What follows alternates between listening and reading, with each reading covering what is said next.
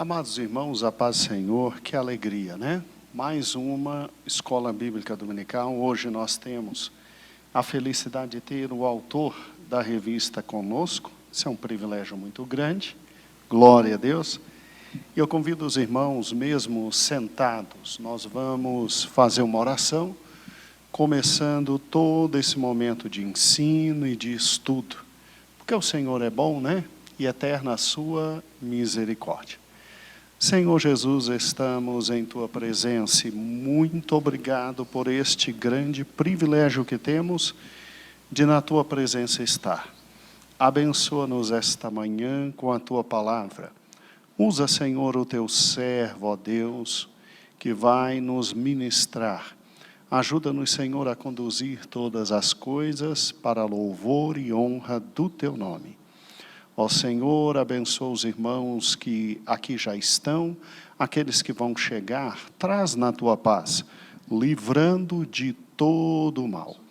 E Senhor, aqueles que em casa estarão acompanhando, abençoa também, dada a Tua graça. É o que nós te pedimos e desde já agradecidos te louvamos.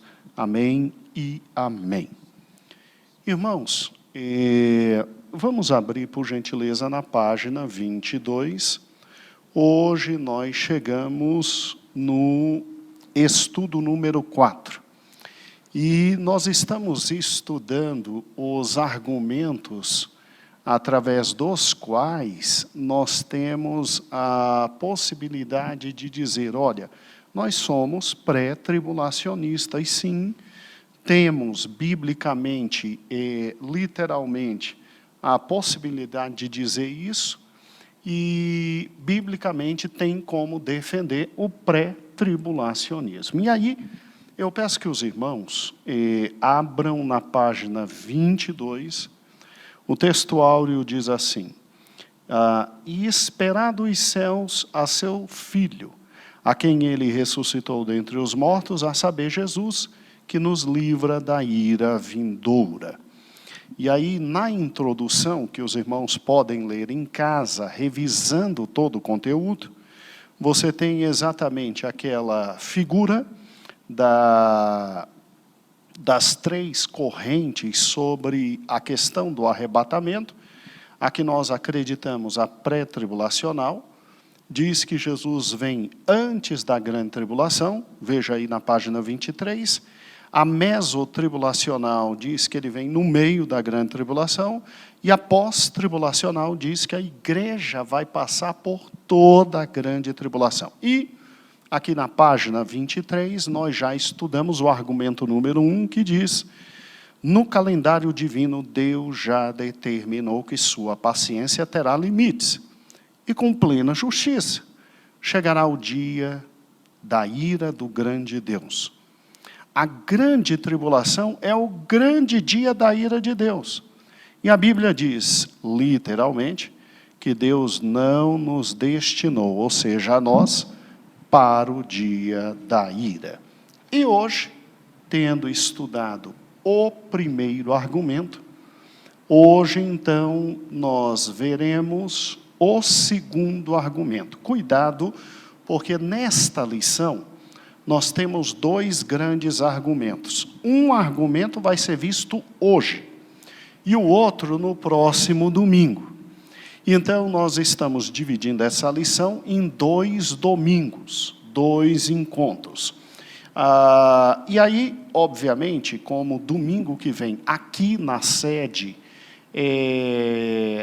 congresso de crianças, e aí não vai ter escola dominical, então, nós vamos adiantar o estudo de domingo que vem para quarta-feira, tá? Então, já fica bem claro que domingo que vem, nós teremos o congresso de crianças, um momento maravilhoso, e aí o estudo da escola dominical de domingo que vem será adiantado para quarta-feira, para a gente não ficar atrasado, em relação a todas as outras igrejas. Pastor, tem que dividir mesmo? Irmãos, vamos pegar o segundo argumento? Vamos lá. O segundo argumento está na página 24, que diz assim, A palavra de Deus deixa bem claro, aí nessa página 24, o segundo destaque de amarelo. A palavra de Deus deixa bem clara a diferença entre Israel e a igreja, nos fazendo crer que a ira de Deus, já que a igreja não vai estar aqui na grande tribulação, destina-se especialmente ao retorno de Israel para os caminhos sagrados. Então preste atenção, há uma diferença entre igreja e Israel. E havendo esta diferença entre igreja e Israel, a Bíblia nos deixa clara que, enquanto a igreja está nos céus, Deus está tratando com Israel durante a grande tribulação. Por isso que a gente não está no período da grande tribulação. E para que os irmãos não pensem que a gente está tirando isso da própria cabeça, eu trouxe hoje os 2 livros que foram básicos para essa lição. Meu filho, o primeiro slide, né? Olha que o slide não, a foto do livro. Irmãos, esse livro, Manual de Escatologia, do D.G. Pentecost, tá bom? Agora pode voltar para cá. Olha que interessante, ó, ele está aqui. É um dos manuais mais importantes em matéria de escatologia. E D.G. Pentecost, ele não é qualquer teólogo. Ele é mestre em teologia, né? Ele é doutor em teologia e ele é PhD, ou seja, doutor em filosofia e professor emérito de um dos seminários maiores que tivemos em Dallas, o Seminário Teológico de Dallas. E de onde D.G. Pentecost tirou as ideias que nós vamos trabalhar hoje cedo? Do professor dele. Mostre o segundo, por gentileza. Você tem teologia sistemática do Schaffer, Levis, Sperry Schaffer. Pode voltar aqui. Este homem aqui, ó, estou com um livro dele nas mãos aqui, tá? Ele foi o professor do Pentecost. Ele foi o reitor do Seminário Teológico de Dallas. Então, ele é maior do que o próprio aluno, e o aluno, com o tempo, teve os mesmos títulos dele. Então, isso é para deixar bem claro que nós não estamos tirando esses estudos de qualquer canto, não, irmãos. Nós temos base doutrinária, literária profunda, para dizer o que estamos dizendo aqui. Tá bom? Esses livros estão à venda. Não são baratos, mas são livros que agora no Natal nós temos condições de adquirir, principalmente o manual de escatologia, tá bom? Porque o pessoal diz que a gente não sabe o que está falando e de onde está tirando as coisas, né, meu pastor? Mas não é bem assim, né? É verdade, meu pastor. Tem muito comentário, né, sobre nós que somos pré-tribulacionistas, que cremos que o arrebatamento se dará antes da grande tribulação, e esses muitos comentários é sobre a nossa capacidade intelectual, né, de que somos, são pentecostais e não entendem nada do que estão falando, estão inventando coisa, né, estão trazendo confusão, estão trazendo questões novas acerca da palavra do Senhor, e que não é bem assim. Na verdade, tudo que nós estamos estudando, tudo que nós estamos vendo, é com base na palavra do Senhor, e com base também em estudos muito elaborados de irmãos nossos em Cristo Jesus. E gente da academia, gente que faz teologia, gente com títulos e com um conhecimento muito grande. Não que você e eu, que não temos títulos, não possamos fazer, mas ninguém que nos venha atacar, venha dizendo que a gente não tem base. Além da Bíblia, ainda temos excelentes doutrinadores. Mas bem, o segundo argumento pelo qual nós cremos que não vamos passar pela grande tribulação é que a grande tribulação, irmãos, é um momento de acerto de contas entre quem? Deus e Israel. Deus e Israel.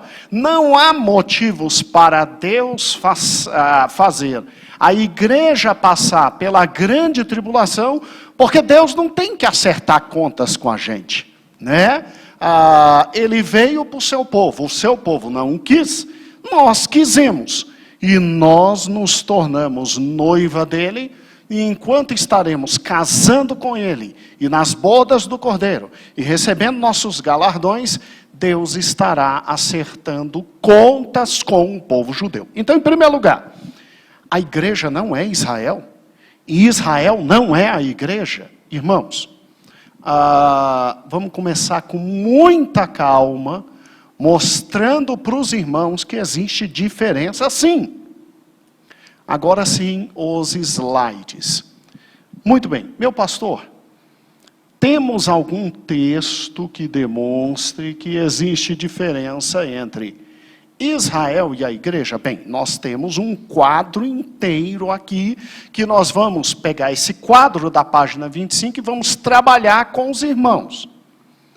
Mas nós queremos partir de um texto muito importante. Vamos lá, meu pastor. 1 Coríntios, capítulo 10, versículo 32, que diz assim: portai-vos de modo que não deis escândalo, nem aos judeus, nem aos gregos, nem à igreja de Deus. Segura um pouquinho o texto, Davi. Vamos lá, meu pastor.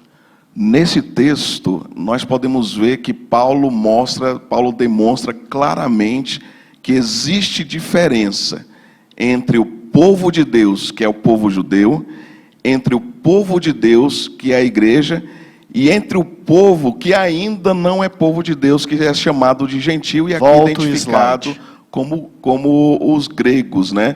Então, os gentios, né, que são outras gentes, outros povos, e que não é povo de Deus, nem como Israel, nem como igreja, que aqui é retratado como os gregos. Então, meus amados, o texto de 1 Coríntios, capítulo 10, versículo 32, ele traz essa clareza, o apóstolo Paulo traz essa clareza que existe sim uma diferença entre povo de Deus, que é povo de Israel, e povo de Deus, que é a igreja. Então existe um plano de Deus para o povo de Israel e existe um plano de Deus para a igreja. Interessante esse texto, só olhando um pouquinho mais para ele, ele me faz lembrar quão engraçado é realmente ser filho de gente pobre, gente modesta, né? Como eu fui, não é porque meu pai era advogado que a gente não era pobre. O portai-vos ali, pastor Cristiano, me faz lembrar minha querida mãe dizendo assim para a gente antes de visitar qualquer casa de qualquer irmão: vocês se comportem, vocês não pisem em tal local, não façam isso, não botem a mão ali, não peçam isso, não peçam. Alguém aqui dos irmãos, pode voltar para mim, Davizinho, alguém aqui dos irmãos já foi filho de gente simples e que literalmente sua mãe dizia: vê se comporta na casa dos outros, entendeu? Isso aconteceu com os irmãos? Ocorreu também? Pois é, com a gente também, não é verdade? Come em casa, não me passe vergonha lá e etc. E olha que teve uma vez, como é que foi, mamãe? Quem da gente chegou na casa do irmão que viu a batata frita e disse: isso aí não dá nem para mim.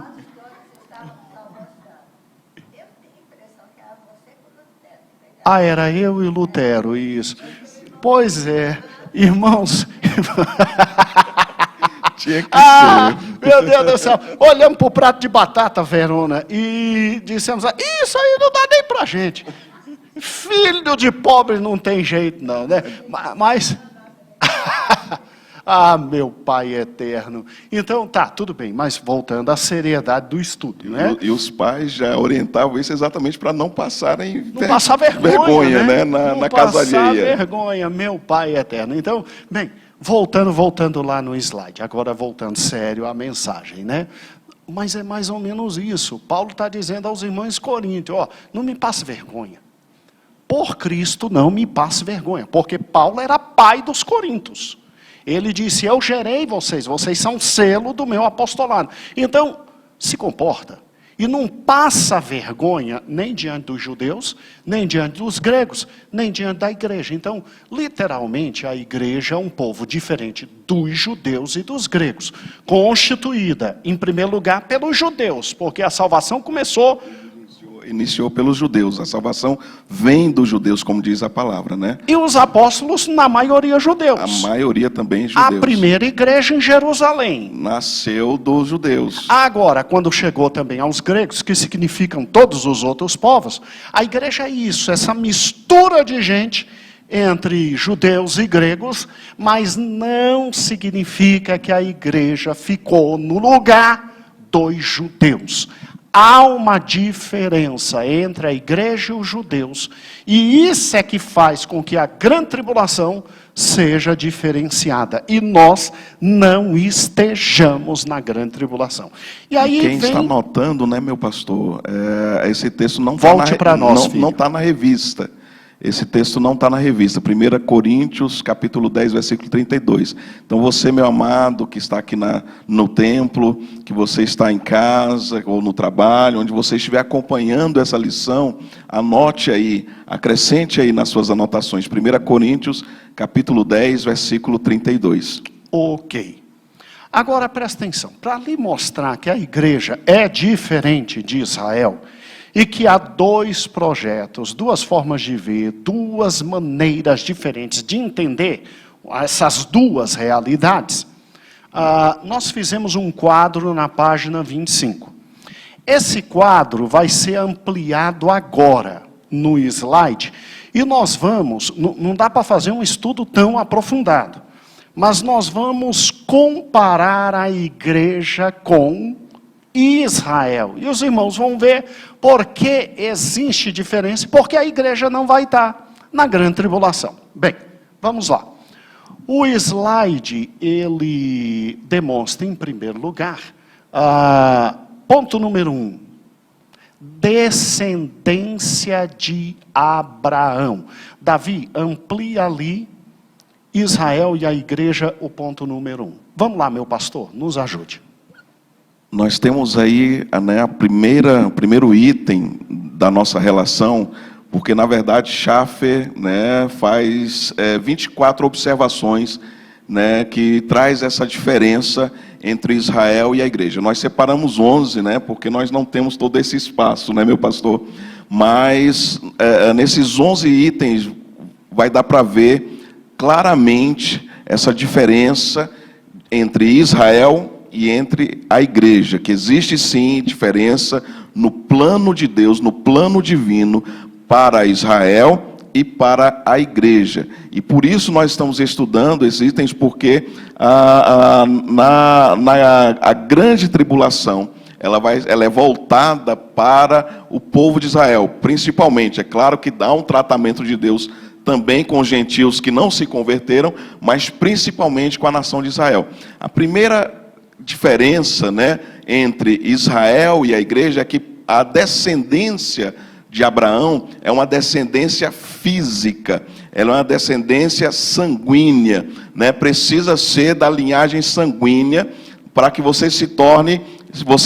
para que a pessoa seja israelita. Ela depende de uma linhagem sanguínea, né? E isso em qualquer país, porque hoje, né, meu pastor, o povo de Israel está espalhado em diversos países, né? Tem povo de Israel no Brasil, tem povo de Israel em diversos países, tem a nação de Israel, né? Tem o país chamado Israel, mas nem todo israelita está habitando em Israel.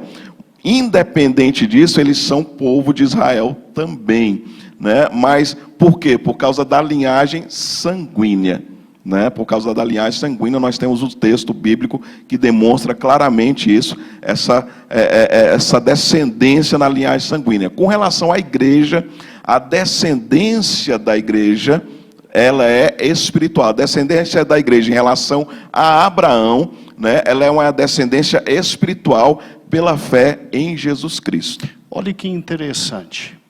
Venha comigo aqui. Aí sai isso, filhão. Olha que interessante. O texto que o pastor colocou aqui está em 1 Crônicas, capítulo 1. Nós não vamos ler o texto inteiro. Mas realmente diz: e Abraão gerou Isaque, e foram filhos de Isaque, Esaú e Israel, e os filhos de, e os filhos de, e os filhos de.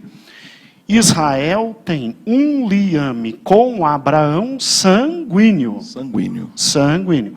E, gente, isso é tão forte que, preste atenção, o judeu é chamado de judeu em tudo que é canto. Se ele nasce no Brasil, ele é chamado judeu brasileiro. Eles fazem questão disso. Se ele nasce na Itália, judeu italiano. Tanto é que Hitler, na Segunda Guerra Mundial, rapidamente conseguiu ver quem era judeu, porque eles próprios faziam questão de serem chamados judeus alemães. E mesmo sendo alemão, Hitler botou para quebrar. Agora, no tocante à igreja, o texto que o pastor colocou aqui, que é exatamente João, capítulo 1, né? É aquele texto lindo. Veio para os seus não quiseram. E João, capítulo 1, versículo 12, diz: mas todos quanto receberam, deu-lhes o poder de serem feitos o quê? Filhos de Deus, né? Não nasceram, interessante, nem da carne, nem da vontade do homem, mas de Deus. Bem, meu pastor, a questão é, se Deus escolheu pegar uma nação e com base no sangue dizer, ela é minha, isso é problema de Deus. Isso é Deus. Isso é problema decisão de Deus. Dele. Ele tem poder, ele é soberano, né? Se ele quer abençoar essa nação, é problema dele. A palavra melhor que a gente pode usar é isso: Deus é soberano. Deus é soberano. Ele tem por vontade dele mesmo o poder de fazer o que exatamente ele queira fazer. Agora, a igreja, ela não nasce de vínculos sanguíneos. A igreja nasce pelo sangue de Jesus Cristo, mas ela nasce pelo sacrifício de Jesus Cristo e por acreditar, por crer em Jesus Cristo, né? Exatamente pela fé. A mesma fé que Abraão exerceu no passado, é a fé que a igreja também exerce até os dias atuais. Ela nasce por acreditar em Jesus Cristo. Isso. E aí, obviamente, pode voltar para a gente, Davi.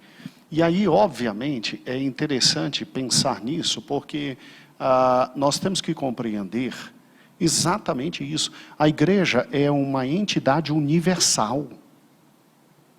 A igreja é a reunião de todos os salvos no mundo inteiro. Em qualquer lugar. Em qualquer lugar, em qualquer canto. Ela tem origem diferente de Israel, vida diferente de Israel e destino diferente de Israel. Não vem querer botar a gente na grande tribulação, porque ela foi feita primeiro para os judeus, também para os gentios, mas primeiro para os judeus. Porque os que querem trazer confusão acerca disso é exatamente porque existem os textos que falam, né, que o povo de Deus, no caso Israel, como Israel, vai passar pela grande tribulação. E aí, né, esses que querem trazer confusão, que querem confundir a igreja, né, falam, não, mas o texto está falando que vai passar pela grande tribulação o povo de Deus, mas o povo de Deus especificamente, né, inclusive os textos falam claramente que é para Jacó, que é para Israel, que é para o povo de Israel, a grande tribulação. É terrível isso. Bem, vamos lá. A segunda diferença entre a igreja e Israel. O quadro número 2, filho. Vamos lá. Então, nascimento e relacionamento com Deus.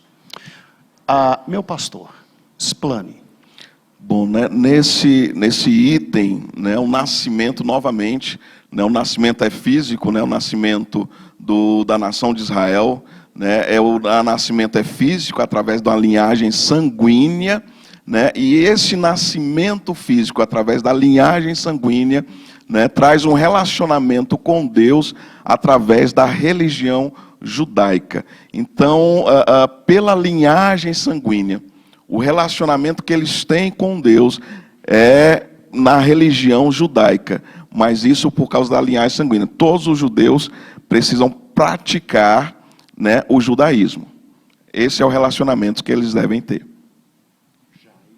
Já a igreja, né, no caso da igreja, o nascimento é espiritual, o relacionamento com Deus é através de Jesus Cristo, ou seja, por Jesus Cristo, nós temos um relacionamento com Deus, diferentemente da nação de Israel, que o relacionamento é por causa do sangue, né? Nasceu judeu, precisa ter professar a religião judaica. O nosso nascimento, né, o novo nascimento, que a palavra fala, né, que até o próprio Jesus Cristo fala com Nicodemos que é necessário nascer de novo, né, e Nicodemos era judeu, inclusive, né, e precisava nascer de novo para poder receber as graças do Senhor Jesus, e Jesus fala acerca desse novo nascimento. Então, o nascimento da igreja é um nascimento espiritual, e o relacionamento com Deus era através de Jesus Cristo. Então, nosso nascimento espiritual, ele nos traz um relacionamento com Deus através de Jesus Cristo. É interessante aqui, irmãos, por quê? Vamos lá. Quem é filho de Abraão? Vamos juntos? Porque dizem que a gente vai passar na grande tribulação, porque a gente é filho de Abraão. E aí tem que passar pela grande tribulação. Vamos lá, vamos juntinho. Quem é filho de Abraão? Bem, pela fé, nós. Pelo sangue, Isaac. Então presta atenção. Abraão tem vários filhos. Sanguíneos, não só Isaac. Ismael e os que ele gerou com Quetura. Porque mesmo depois de 100 anos, com todo respeito, o velhinho era potente. O velhinho estava bem, o velhinho estava bem na parada. Deus abençoou ele. Glória a Deus. O que a alimentação oriental não faz, né? Agora, Abraão teve filhos sanguíneos. Mas Abraão tem em nós filhos espirituais. O que significa isso? A Bíblia é muito clara quando ela fala de grande tribulação. Ela diz assim: é dia de dor e sofrimento para Jacó. Já notaram isso na Bíblia? Quem é Jacó que tem que passar pela grande tribulação? É filho de quem? De Isaac. Escute o que eu vou lhe falar. Eu não sou filho de Isaac, nem você. Nós não somos descendentes de Isaac. Nós somos descendentes de Abraão. Preste atenção, meu irmão. Você está no mesmo nível de Isaac. Vamos lá. Teu filho é o Melquisedeque. Mas Abraulis é tua filha. Eles estão no mesmo nível, Pereira. Os dois são filhos. Pereira, você não é filha de Jacó. Você é filha de Abraão, Pereira. Você está no mesmo nível de Isaac. Só que Isaac é filho o quê? Sanguíneo. Você é filho o quê? Espiritual. Então não me vem botar na grande tribulação, porque a grande tribulação é para os descendentes de Jacó. E nós não somos descendentes de Jacó. Nós somos filhos de Abraão. Então presta atenção. É que eu não consegui preparar o slide, meu pastor. Assim, ó, vem aqui, ó, Abraão centralizado. Aí ele gerou quem? Isaac. E do outro lado ele gerou quem? A igreja. Se ele gera a igreja, nós somos filhos espirituais dele, eu não preciso ter o mesmo destino do meu irmão. E a gente pode ver essa diferença que é feita, inclusive, entre os descendentes sanguíneos de Abraão. Porque em Romanos capítulo 9, do versículo 6 em diante, Paulo fala sobre essa diferença, que fala, olha, nem todos são herdeiros da promessa, né? Nem todos são herdeiros da promessa, e ele demonstra que quem é filho da promessa e que herda a promessa é através de Isaac, né? A promessa vem através de Isaac, e não de Ismael. Ele está demonstrando aqui no texto que nem todos descendentes de Abraão são também descendentes herdeiros da promessa. Até na divisão sanguínea teve diferença. Exatamente. Então presta atenção, meu irmão. Você nasceu de Abraão pela fé. Você é a igreja. Nem os apóstolos no início conseguiam entender a existência da igreja. Porque presta atenção, quando Jesus disse, eu vou edificar a minha igreja, eles não entenderam direito o que Jesus estava falando. Tanto é que até no momento da ascensão, quer dizer, Jesus ressuscita, Jesus volta, até no momento da ascensão, irmãos, o povo ainda estava perguntando, vem cá, e aí quando é que você vai restabelecer Israel, Jesus, e o poder e o domínio? Jesus revoltado. E tinha alguns ainda querendo ocupar, ter um espaço garantido nesse reinado, né? A mamãe de 2 deles veio e disse, eu quero que um se sente à direita e o outro à esquerda. Né? E aí o que acontece? Até nesse momento eles ainda não tinham compreendido que a igreja ia existir e era um povo diferente, e eles estavam gerando ali toda a igreja com Cristo. Eles estavam naquele momento vendo a igreja nascer. Então, irmãos, para quem é a grande tribulação? Para Jacó. E eu sou descendente de quem? Abraão. Eu não preciso ter o mesmo destino do meu irmão Isaac.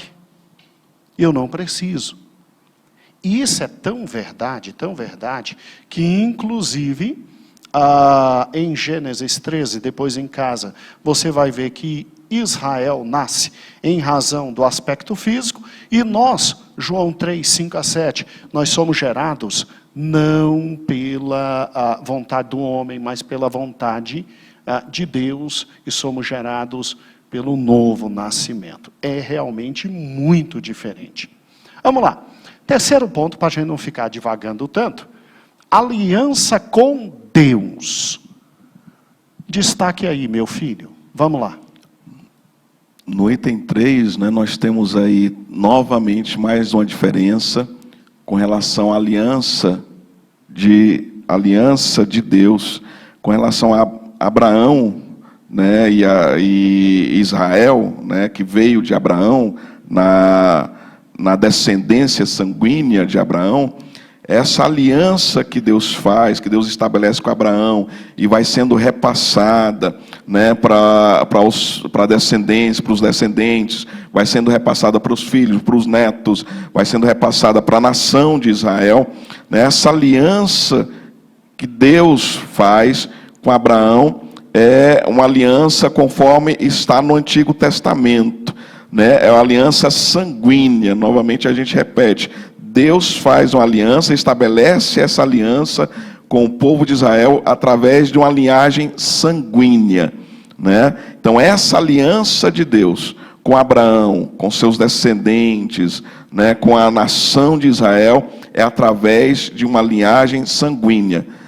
Deus chega e estabelece esta aliança. Deus fala, eu faço aliança contigo, né, e estabelecerei essa aliança perpétua, de geração em geração, e vai passando de pai para filho, para neto, para bisneto, até se estender para toda a nação de Israel.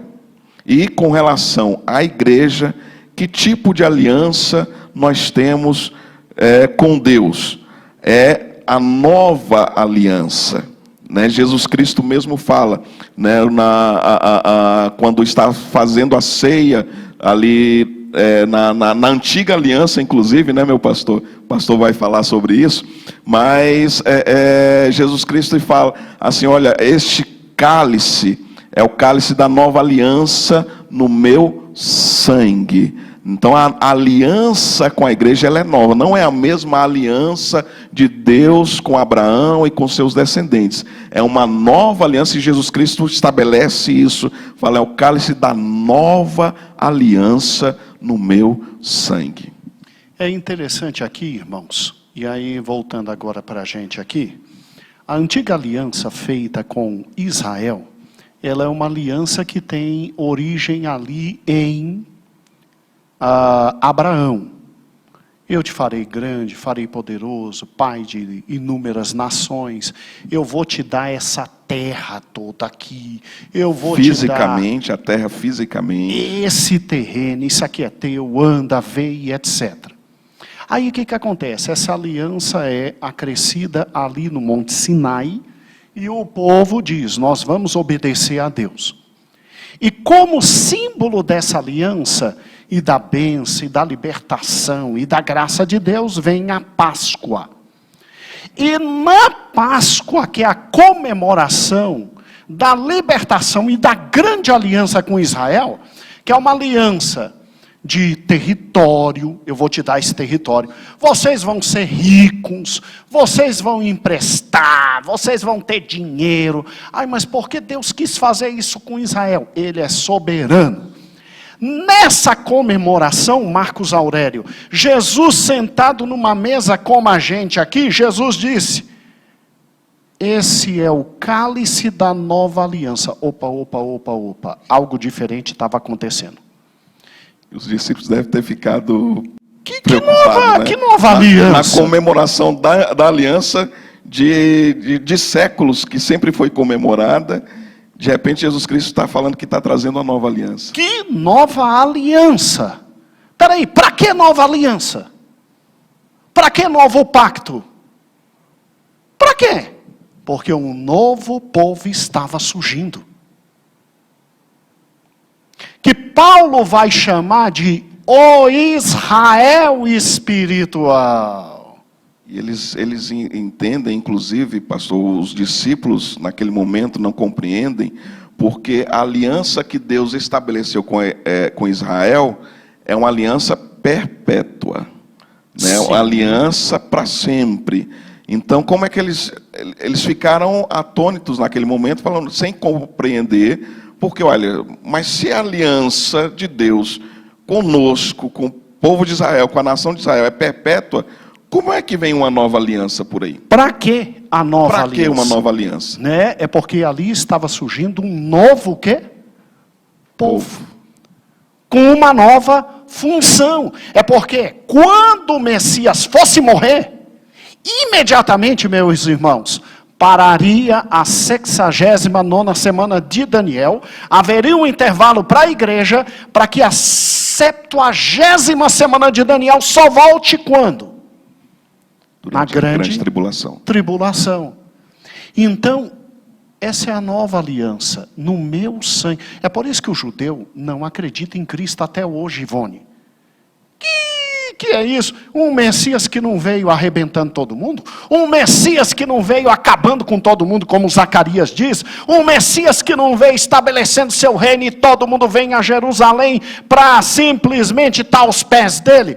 Ah, um homem que vem. Primeiro lugar, da Galileia pode vir alguma coisa boa. Segundo lugar, como é que é? Fala de paz. Não. Esse não é o Messias, não. Para amar o inimigo. Não. Israel tem que estar no centro de todas as coisas. E vem cá, que história é essa de novo sangue? Nova aliança? Isso é um embuste, meu amigo. Por quê? Porque a nossa aliança é eterna. Aí você vem querer me dizer que a igreja é igual aos judeus. São dois povos, com duas origens, que têm o mesmo pai, mas com duas alianças diferentes.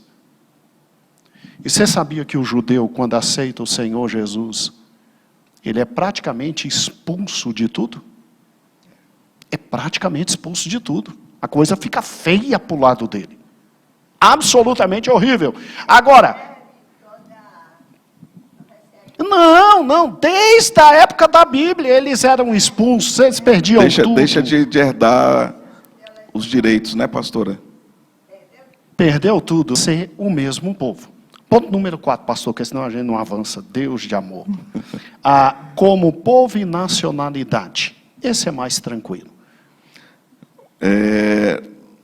Como nação, ou como povo, né, como povo e nacionalidade, o povo de Israel, né, é uma única nação, é um único povo. Mesmo que esteja residente, né, no país de Israel, ou mesmo que esteja residente em outro país. É um povo só, é uma única nação. Novamente repetindo, né, na linhagem sanguínea. Eles são descendentes, são da linhagem sanguínea. A igreja, olha só a diferença aqui. Israel é uma única nação, na linhagem sanguínea.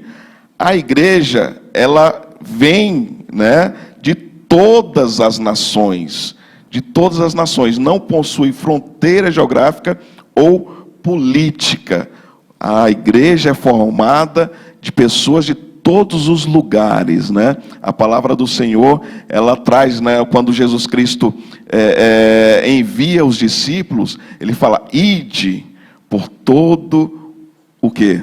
Todo mundo, né? Por todo mundo. Anunciai essa palavra, anunciai o evangelho da salvação, ide por todo mundo, fazeis discípulos de todas as nações, por todo mundo, de todas as nações. Então a igreja, ela é formada por todos os lugares no mundo e de todas as nações. Em todos os lugares tem a igreja do Senhor, inclusive nos países que não aceitam falar de Jesus. Por isso que a gente não espera simplesmente herança aqui na terra.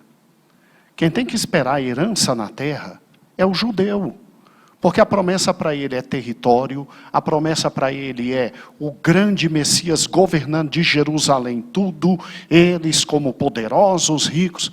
Irmãos, nós esperamos, já que somos de todas as nações, e vamos ser francos, quem é de toda a nação não é de lugar nenhum, né? Já que somos de todas as nações, a gente espera é o céu. O que está destinado para nós é o céu. As nossas moradas são no céu. Por isso que Jesus diz, não é para juntar tesouro aqui na terra não, igreja. É para juntar tesouro aonde? Onde é a sua morada? Onde está a sua morada é céu. Eles ficam chateados conosco porque a grandiosidade da igreja é enorme. Como admitir um outro povo que... Porque, irmão, se a gente vai ter direito ao céu, a terra é um nada. A terra é o local onde a gente vai descer para trabalhar. Uai, como assim, pastor? Minha morada está lá em cima. Qual o problema de eu simplesmente ser como Cristo, como nós seremos? Nós seremos. E com meu corpo glorificado, descer, trabalhar aqui embaixo, como rei e sacerdote, e no final do dia voltar para casa. Algum problema? Eu não pego o ônibus para trabalhar no plano? Meu amigo, com o corpo glorificado, eu subo e desço tranquilo, minha morada é no céu. São destinos absolutamente diferentes. Agora, olhe que linda a próxima diferença. Como Cristo é identificado. E aí você vai entender por que o judeu não aceitou Jesus Cristo. Essa diferença é fantástica, meu pastor. Vamos lá. Nessa diferença, o povo de Israel ainda, e aí você pode até acrescentar aí essa palavrinha, né, essa frase, e ainda aguardam. Então, a nação de Israel, eles não só identificam Cristo, mas ainda aguardam Cristo como Messias. Não era o Filho de Deus, Jesus Cristo, para eles o Messias ainda não veio, para eles ainda aguardam o Messias, eles ainda aguardam o Emanuel, eles ainda aguardam, principalmente, né, pastor, o rei, porque tudo que eles querem é um rei para comandar tudo e eles também, juntos. E é interessante o texto de Isaías 7,14, porque ele diz assim, uma virgem conceberá e dará à luz, não é verdade? Gente, eles não acreditam que esse texto aconteceu, não. E se você em casa ler João 8, não fiquem chateados com o que eu vou falar, não. Em João 8, chamam Jesus de filho de prostituição. O Jesus histórico que nós cremos que é o Rei, o Messias, o Emanuel que já veio, ele é chamado de filho daquilo pelos judeus. Estou falando sério. Lê João 8. João 8 tem uma briga danada. Eles olham para Jesus e dizem assim: nós temos por pai Abraão, irmãozinho. E você, quem é teu pai, Jesus? Rapaz, tadinha de Maria, né? É sério. Esse texto é muito importante. Porque eles aguardam ainda a virgem conceber, porque eles não admitem que o Messias não seja Messias, Emanuel e Rei. E não reconheceram Jesus. Mas a gente... Mas a igreja, né? Então mais uma diferença aqui, a igreja, além de reconhecer, né? E a gente precisa acrescentar isso, além dela reconhecer como o Messias, como Emanuel, como Rei, a igreja também recebe Jesus como Salvador, como Senhor, como noivo e como cabeça. Glória a Deus. Glória a Deus. Glória a Deus. Espera aí, então vamos refazer o slide aqui, vem cá. Então, irmãos, presta atenção. A Israel olha para Jesus e vê ele só como Messias, como Emanuel e Rei, e não acredita que Isaías 7,14 aconteceu. Tanto é que chamaram Maria de prostituta em João capítulo 8. Agora presta atenção, a gente, além de acreditar que Maria concebeu Jesus, então, mesmo sendo virgem, Maria sendo virgem, Maria sendo virgem, concebeu Jesus, porque é cumprimento da promessa, né, pastor? Mateus afirma isso. Maria ser virgem e conceber é cumprimento também da promessa. Isso. Então a gente acredita que Jesus, além de, não é só eles que acreditam não, a gente também, além de Messias, Emanuel e Rei, a gente tem uma visão que eles não têm. Visão própria da igreja. Visão estabelecida por Paulo. A gente acredita além, Pereira. A gente ainda vê Jesus como Salvador. A gente vê Jesus como Senhor. A gente vê Jesus como noivo nosso. E como a cabeça do qual o corpo somos nós. Glória a Deus. Volte para cá, meu filho. Não é o mesmo povo. Não é o mesmo povo. E é óbvio que com base nisso, o judeu que aceita Jesus e entra para a igreja tem que ser expulso mesmo. Tem que ser expulso, porque ele passa a acreditar em tudo que o povo de Israel não acredita, né? Mas tem que ser expulso. É óbvio que tem que ser expulso. E ele passa a ser igreja. Né? Um israelita, quando aceita Jesus, ele se torna a igreja. Os discípulos de Jesus se tornaram a igreja. Né? Os apóstolos se tornaram a igreja. Os discípulos que vieram depois, também na igreja primitiva, se tornaram a igreja. E discípulos foram feitos de todas as nações da terra. Irmãos, vamos lá, vamos para o slide. Aí é óbvio. Fica muito fácil entender os 6 e os 7 juntos, pastor. Porque, olha que interessante.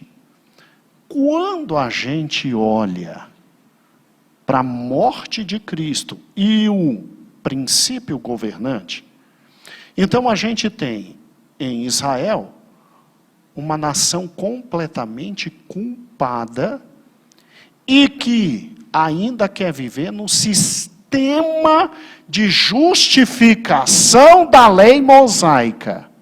E você olha para a igreja, que vê o Senhor como Salvador, um povo salvo pela graça de Deus e que vive no sistema da graça. Volte para a gente, Davi. Meu pastor, nos ajude.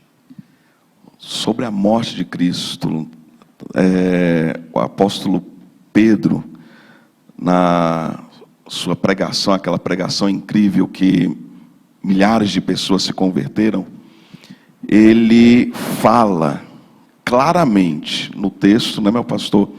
Claramente que com relação ao sangue de Jesus, a morte de Jesus Cristo, eles são culpados. São culpados. A nação de Israel é culpada pela morte de Jesus Cristo. Alguns podem falar, mas foram os romanos que mataram a Jesus, foram os romanos que crucificaram a Jesus. Mas o texto também fala claramente sobre, mesmo que eles tenham passado a função, né, a execução para outros, a culpa recai sobre a nação de Israel. E também por causa dessa culpa, Israel vai passar pela grande tribulação. Israel já tem enfrentado problemas, né, com relação a essa culpa, e que ainda por causa dessa culpa, também vão passar pela grande tribulação.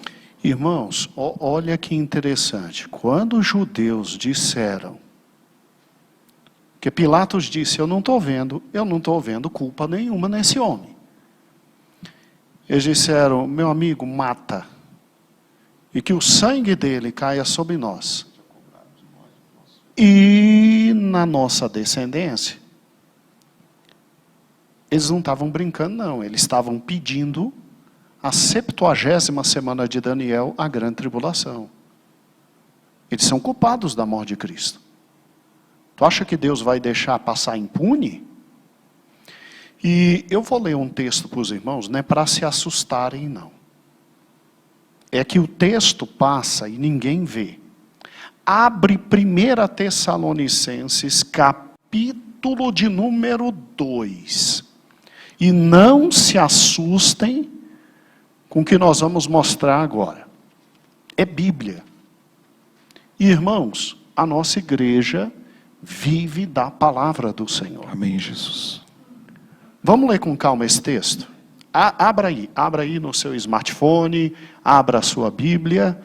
Eu preciso que você olhe agora para a Bíblia comigo.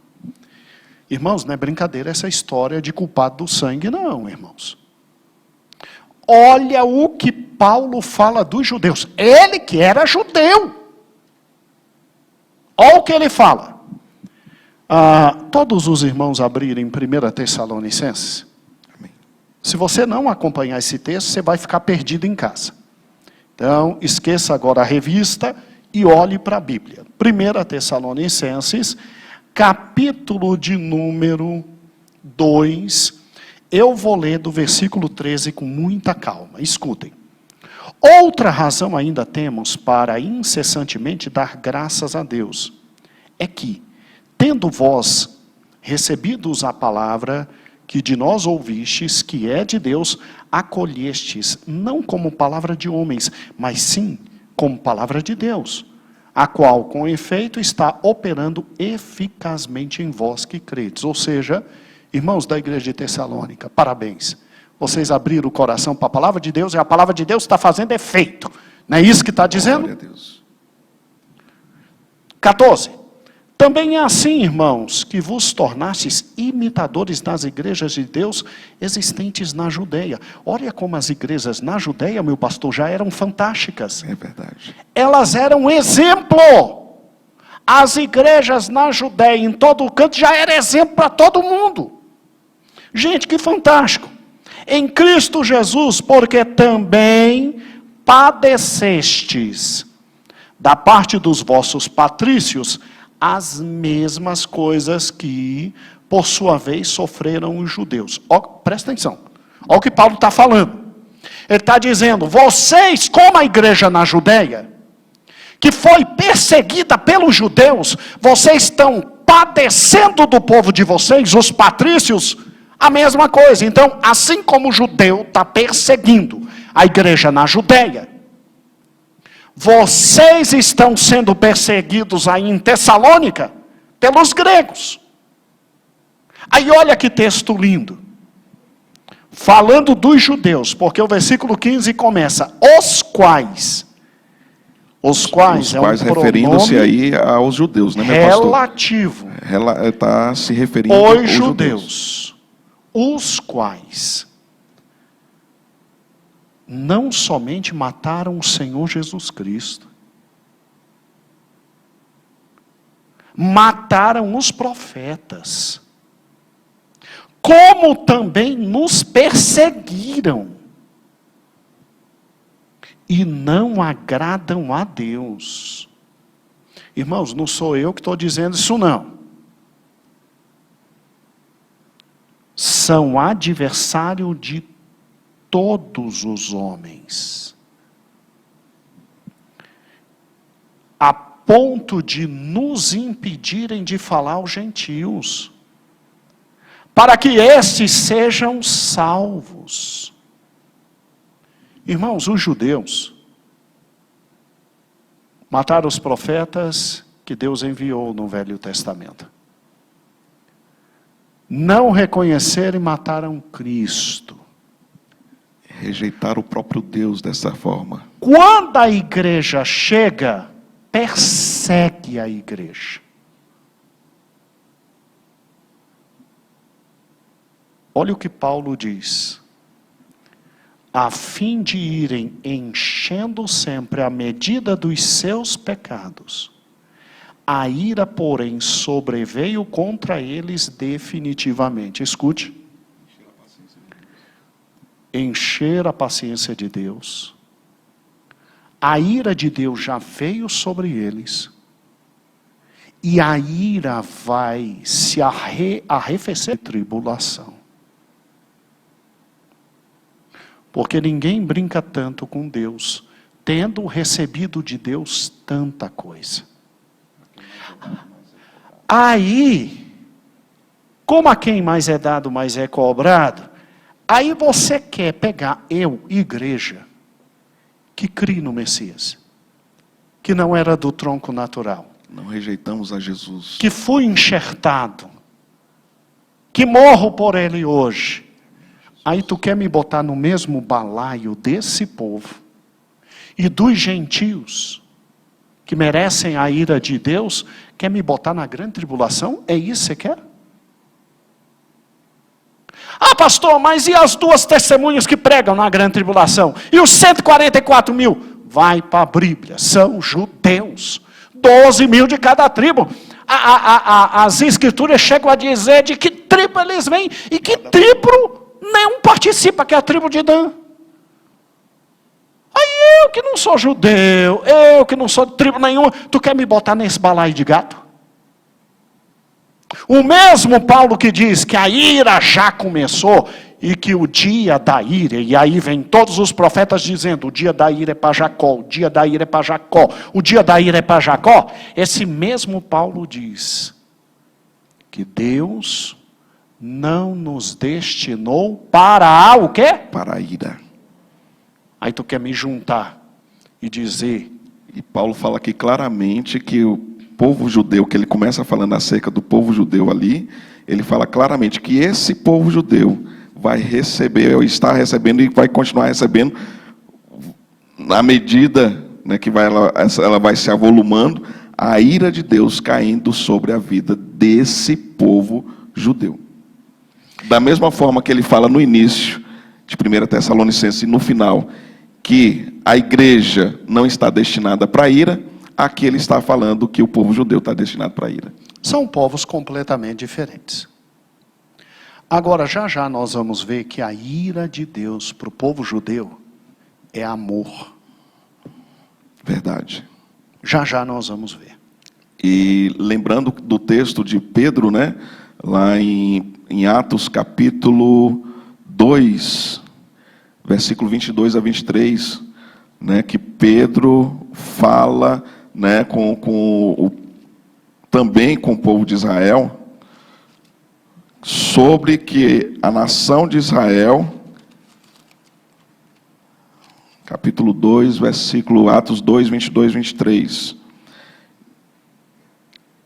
Pedro falando acerca de Jesus Cristo, ele fala, este homem vos foi entregue pelo determinado propósito e conhecimento antecipado de Deus, tomando vós, vós quem? Nação de Israel, que no versículo 22 ele começa, homens israelitas, escutai estas palavras, Jesus de Nazaré foi homem aprovado por Deus entre vós, com maravilhas, com prodígios, sinais, que Deus por ele fez entre vós, como vós mesmo bem sabeis, ou seja, Eles sabiam do que Jesus tinha feito e que estava cumprindo também a palavra de Deus através dos profetas. E aí Pedro fala: este homem vos foi entregue pelo determinado propósito e conhecimento antecipado de Deus, tomando vós o crucificaste e mataste pela mão dos ímpios. Pedro está falando que eles são culpados pela morte de Jesus Cristo.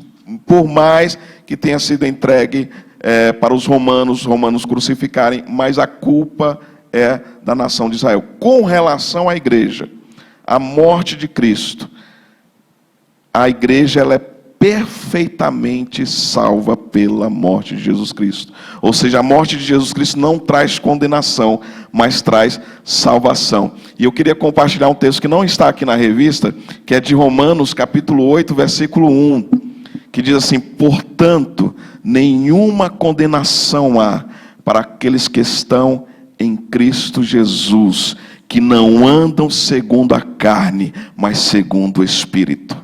Glória a Deus. Glória a Deus. Então, são dois povos que têm destinos diferentes em razão da morte de Cristo.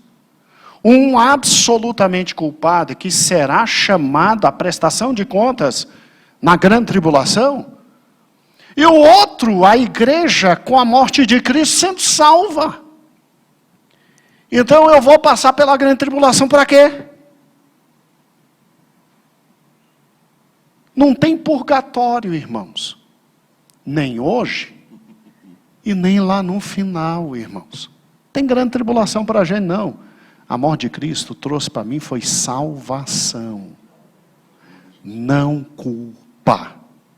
E aí fica tranquilo, porque, vamos lá. Aqui nós já falamos, a próxima diferença, a riqueza. Deus promete para Israel, é riqueza terrena mesmo, né? Para a gente é riqueza terrena e espiritual. Tanto um quanto o outro também. Aqui porque na pela fé a gente herda também bênçãos através de Abraão. Sim. Então o que Deus prometeu também para Abraão, através da fé, nós recebemos de Deus. Sim, aquilo que a nossa mão tocar vai prosperar. Vai ser bênção. Vai prosperar.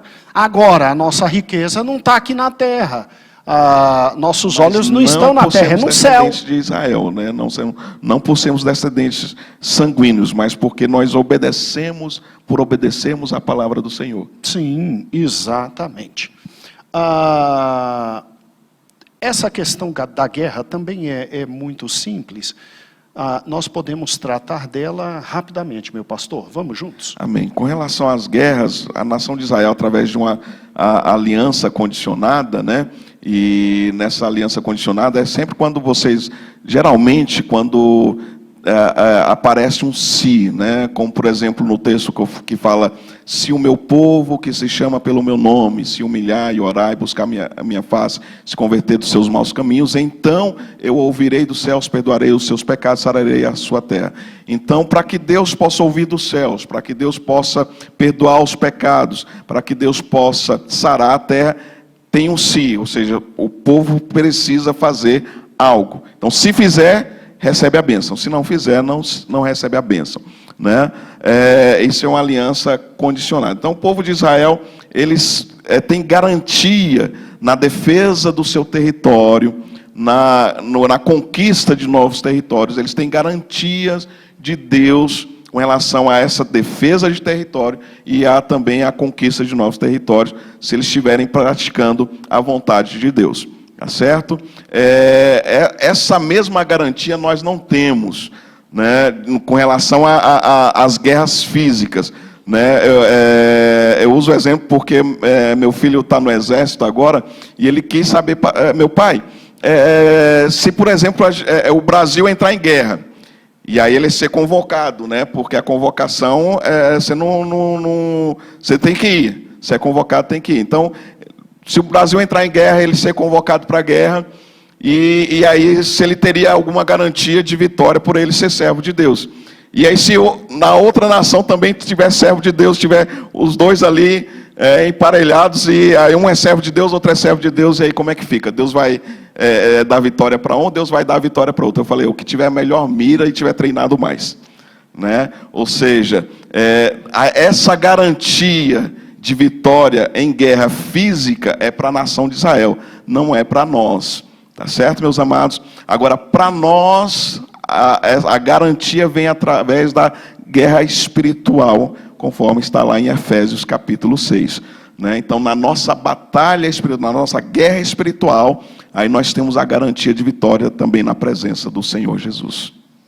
Então, tendo uma guerra e sendo nós convocados para a guerra, é bom treinar tiros, né?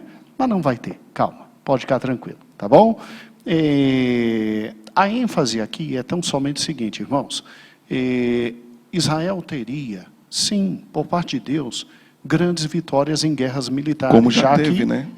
Já que a grande questão deles é o território, é o mundo físico aqui, etc. Agora, a nossa guerra não é contra sangue e carne. A nossa guerra é absolutamente o quê? Espiritual. A gente tem vitórias em guerra espiritual. Mas aqui não há o que se preocupar, não. E olha que interessante. São dois povos tão diferentes que até no lugar aonde se crê que haverá a presença de Deus é diverso, né? É diferente, né? O lugar que o povo de Israel, a nação de Israel, os judeus, né? Eles buscam a manifestação da presença de Deus.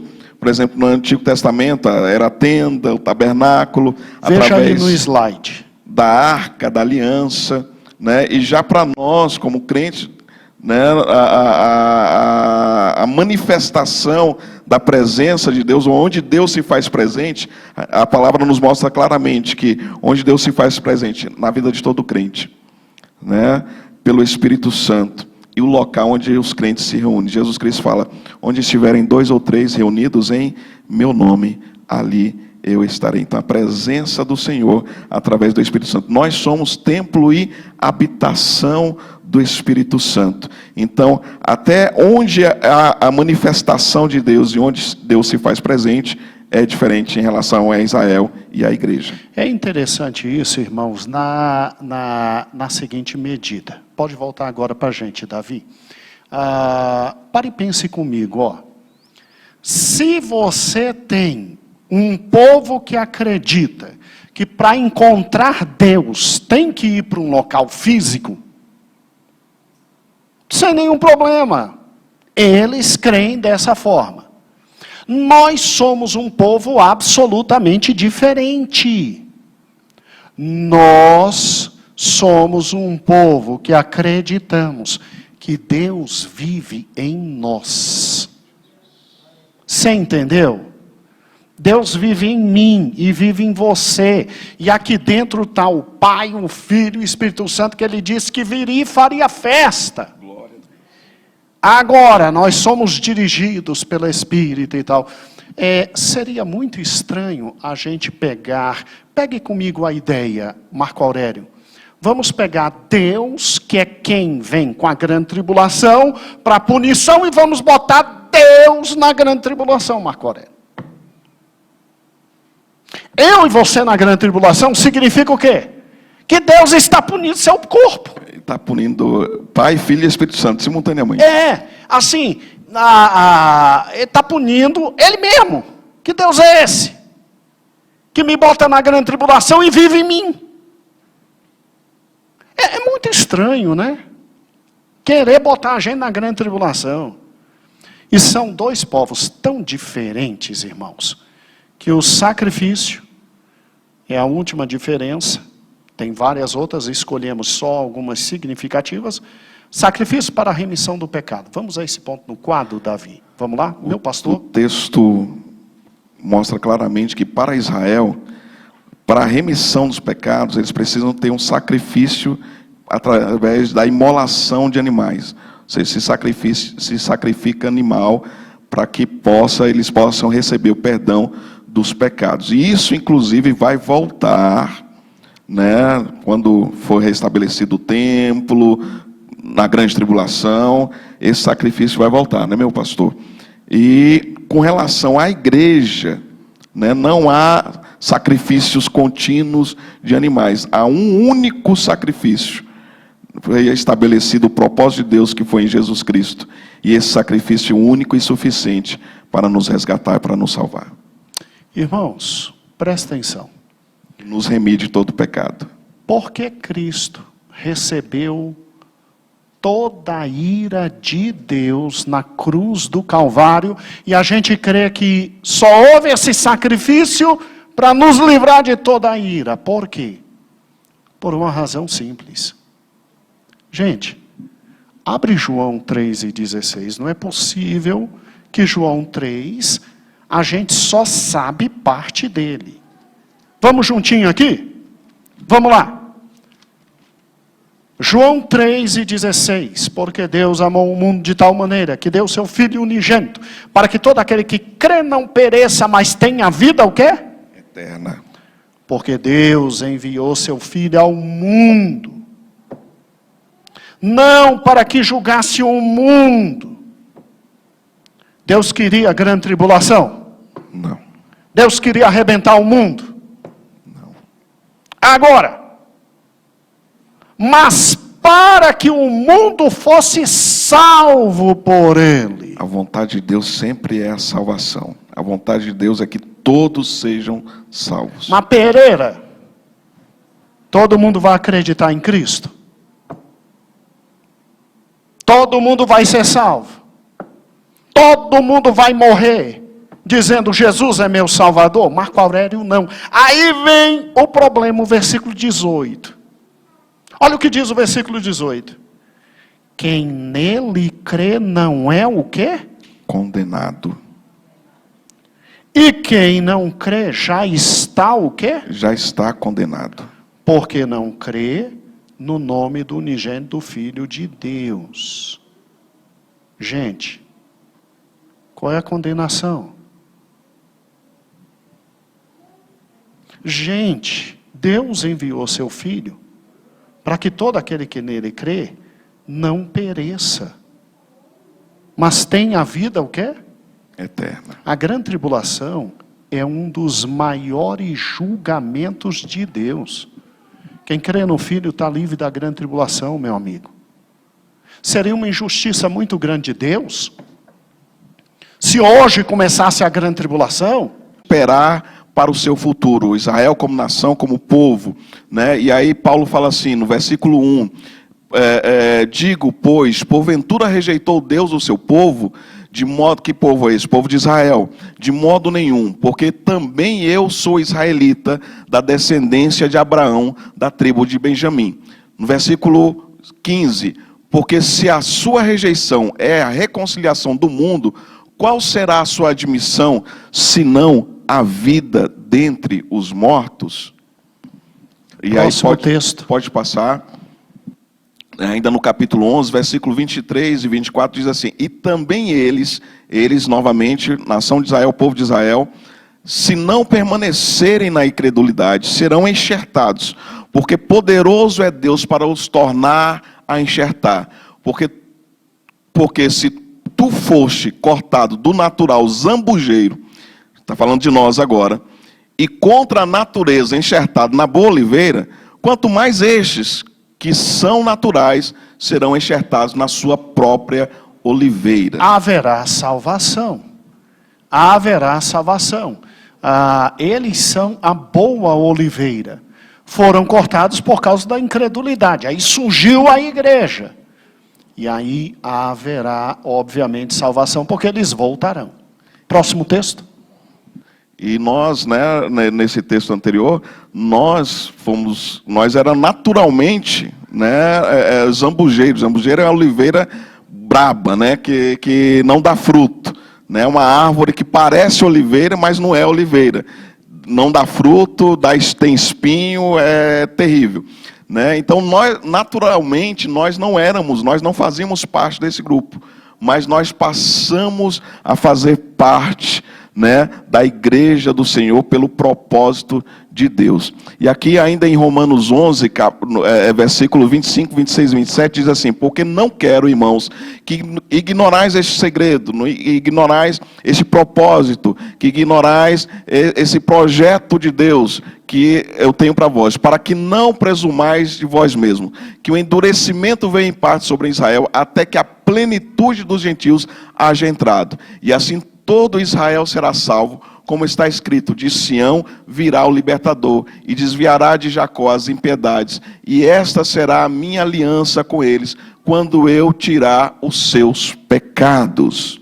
Precisa de toda uma, voltando aqui, Davi, grande tribulação, para que esse povo reconheça Cristo, para que se retire os pecados. Sabe por que eu e você não vamos passar na grande tribulação? Porque a gente já aceitou o Senhor. E todo dia está sendo limpo pela palavra de Deus. E literalmente o céu nos espera. Glória a Deus. Amados irmãos, depois de um estudo como esse, não é para ficar revoltado com Israel, não. Martim Lutero escreveu um livro contra os judeus que propiciou todo o holocausto. Nós temos que orar por Israel, para que Deus os abençoe, para que o Senhor tenha misericórdia, e até aqueles que terão que passar pela grande tribulação, reconheçam o Senhor, como está em Zacarias, capítulo 14. Mas que eu acho que eles não vão gostar muito quando Jesus descer e colocar os pés nos montes da oliveira e reconhecerão Cristo. Porque adivinha quem é que desce com Cristo? A igreja. Vê que fantástico? A gente sobe antes da grande tribulação.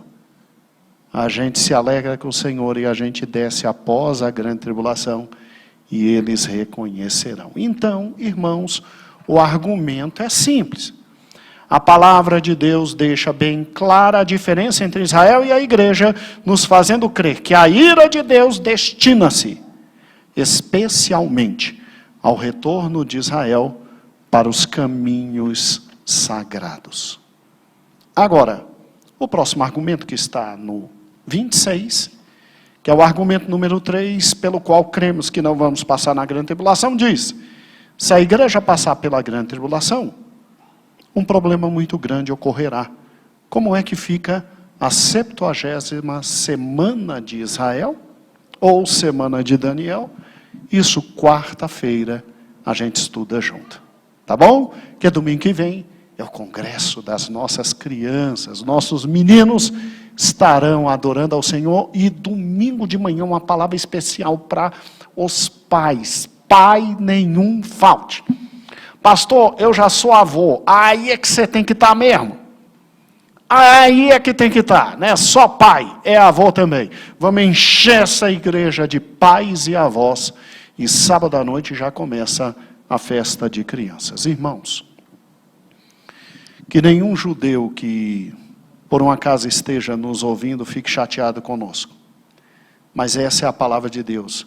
E aí sabemos por que você não acredita no Novo Testamento. É muito duro com vocês. Mas é bem fácil, é só receber Jesus. Mas quer um conselho? Receba Jesus. Receba Jesus. Jesus chega a dizer que se você está com medo de perder muita coisa aqui embaixo, Ele te dá 100 vezes mais aqui. E ainda a vida eterna. Preocupa não, tá? E, irmãos, é para orar por Israel. É para pedir por Israel. É para amar esse povo. Sabe por que nós oramos por Israel e pedimos por Israel? Porque nós somos irmãos deles. Abraão gerou Isaac, mas Abraão gerou também a igreja. Amém, Jesus. A gente tem que amar nosso irmão. Se ele nos ama ou não é outra história. Mas a gente tem que amar.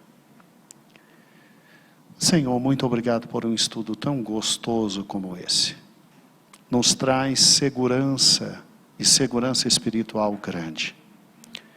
Senhor Jesus, nós não somos um Israel físico.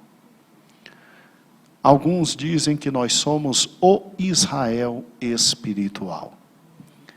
E há uma grande diferença.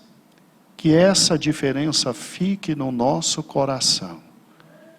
Porque para nós não é destinada a ira. Nós não te matamos, Jesus. Tu te entregastes por nós. O teu sangue não nos torna culpados. O teu sangue nos torna salvos e livres. Nós somos filhos de Deus. E nós temos a esperança do teu retorno. Nós somos a tua noiva, Deus. Tu és o nosso noivo. Nós somos o teu corpo, tu és nossa cabeça.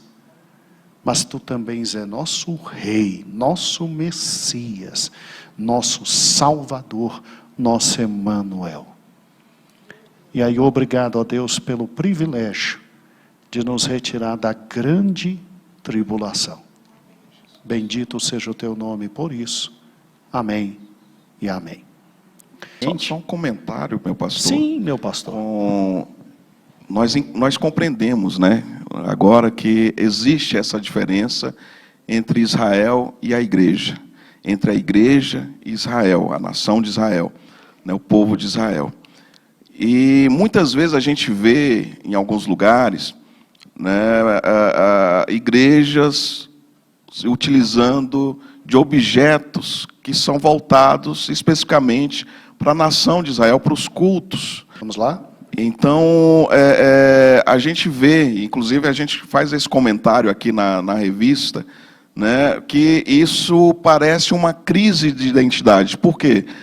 Algumas vezes porque não compreende essa diferença de Israel e a igreja.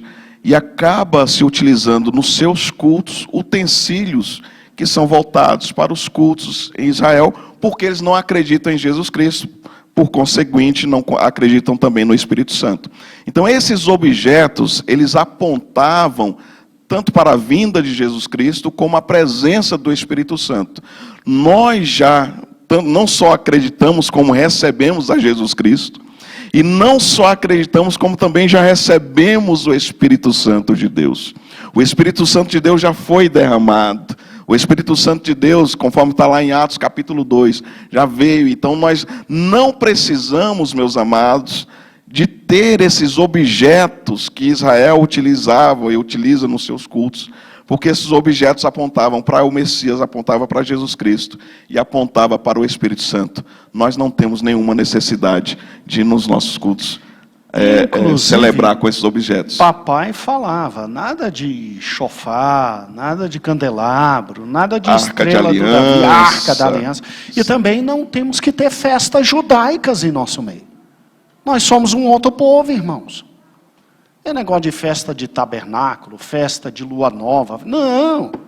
Nossas festas são nossas festas. A gente comemora o nascimento de Cristo. A gente se alegra com a ressurreição. Estamos no mês da reforma protestante. É uma outra data que a gente gosta de celebrar. Óbvio. A reforma protestante foi um momento histórico fundamental. Agora, querer trazer para dentro da igreja símbolos que, por mais que sejam belos, né, a gente sabe que o real é melhor do que a imitação, né? Então nós temos o real, nós temos Jesus e temos o Espírito Santo. Ali era só uma imitação do que viria, só uma sombra, né, uma apresentação do que seria o real. E nós temos o real, não precisamos. Exatamente. Que o amor de Deus, que a graça de nosso Senhor Jesus Cristo, que as consolações do Espírito Santo habite e reine, meu irmão, em tua vida, hoje e para todo sempre. Amém. Oramos pelos dizimistas. Deus abençoe a todos. Amém? Meu irmão, não...